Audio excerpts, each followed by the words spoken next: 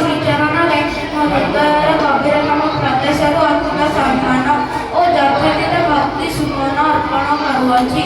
ହେ ମୋର ପ୍ରିୟ ଭାଇ ଓ ଭଉଣୀମାନେ, ମୁଁ ଆଜି ଏଠି ସ୍ମରଣ କରାଇ ଦେବାକୁ ଚାହେଁ ଯେ 1947 ମସିହା ଅଗଷ୍ଟ 15 ତାରିଖ ଦିନ ଆମେ ଯେଉଁ ସ୍ୱାଧୀନତା ପ୍ରାପ୍ତ କଲେ ତାହା ମାସେ ନୁହଁ କି 2 ମାସ ନୁହଁ, ବର୍ଷେ କି 2 ବର୍ଷ ନୁହଁ, ତାହା ଥିଲା ହଜାର ହଜାର ଲୋକଙ୍କର ଆତ୍ମବଳିଦାନ ଓ ପ୍ରାୟ 9 ଦଶନ୍ଧିର କଠିନ ସଂଗ୍ରାମର ଫଳ।